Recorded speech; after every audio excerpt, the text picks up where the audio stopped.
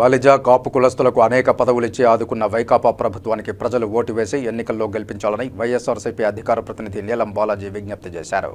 Tirupati press క్లబ్లో శనివారం ఉదయం నీలం బాలాజీ మాట్లాడుతూ రాష్ట్రంలో గతంలో ఎన్నడూ లేని విధంగా జగన్ ప్రభుత్వం బీసీ కులాలకు ఉన్నతమైన పదవులను కట్టబెట్టిందని 31 మంది శాసనసభ్యులుగాను 7 మంది పార్లమెంటు సభ్యులుగాను అలాగే మంత్రులుగాను కార్పొరేషన్ చైర్మన్లుగాను కార్పొరేటర్లుగాను బ్యాంకు డైరెక్టర్లుగాను ఇలా పదవులను బలిజ కాపు కులస్తులకు కేటాయించి మేలు చేశారని కనుక రానున్న ఎన్నికల్లో ఆత్మపరిశీలన చేసుకుని వైఎస్ఆర్సీపీకి ఫ్యాన్ గుర్తుకు ఓటు వేసి జగన్మోహన్ రెడ్డిని మళ్లీ ముఖ్యమంత్రి చేయాలని వైఎస్ఆర్సీపీ అధికార ప్రతినిధి నీలం బాలాజీ బలిజ కాపు కులస్తులను అభ్యర్థించారు. ఈ విలేకరుల సమావేశంలో దుద్దేల బాబు, నాని, సురేష్, మునిశేఖర్, వెంకటేష్, అనిల్, భాస్కర్, మధు, వెంకటమణి రాయల్, సాయి ప్రకాష్ పాల్గొన్నారు.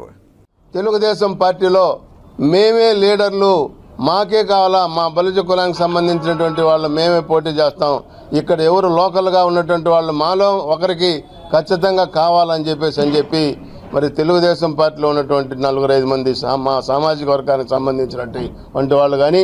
అదేవిధంగా జనసేనకు సంబంధించినటువంటి వాళ్ళు కూడా డాక్టర్ గారు కావచ్చు, ఇంకా ఒక 2-3 కూడా తిరుపతిలో ఉన్నటువంటి వాళ్ళు బలి సామాజిక వర్గానికి సంబంధించినటువంటి వాళ్ళకి మాకే ఇవాళ ఇక్కడ మాకు అవగాహన ఉంటుంది, ఇక్కడ ప్రజలతో మాకు సత్సంబంధాలు ఉన్నాయి, ఇక్కడ ఏం జరిగినా మంచి అయినా చెడైనా ఇక్కడ అభివృద్ధి మీద కానీ ఇక్కడ అందిస్తున్నటువంటి సంక్షేమ పథకాల మీద కానీ ఇక్కడ మాకే అవగాహన ఉంటుంది. రాబోయేటువంటి రోజుల్లో ఏ విధంగా తిరుపతి అభివృద్ధిని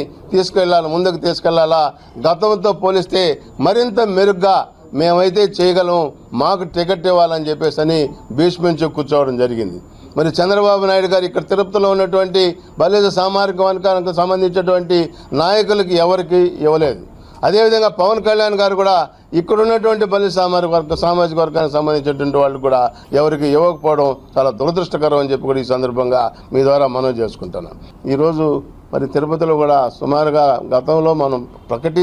ప్రకటనలకే పరిమితమైనటువంటి మాస్టర్ ప్లాన్ రోడ్లంతా కూడా ఇంప్లిమెంట్ చేసి వేసిన ఘనత కూడా మరి అభినయ్ రెడ్డి గారికి దక్కుతుందని చెప్పి కూడా ఈ సందర్భంగా మనవి చేసుకుంటూ, మరి నన్ను గెలిపిస్తే నేను తిరుపతిని నేర రహిత నగరంగా, ప్రపంచంలోనే చెప్పుకున్నటువంటి ఆధ్యాత్మిక నగరంగా, సుందర వందనంగా ఈ తిరుపతిని ప్రశాంత వాతావరణంలో మరి నేను తీర్చిదిద్దుతాను, నాకు అవకాశం ఇవ్వండి అని చెప్పి ప్రతినిత్యం కూడా మరి ఆయన ప్రచారం చేసుకుంటూ ముందుకెళ్తున్నారు.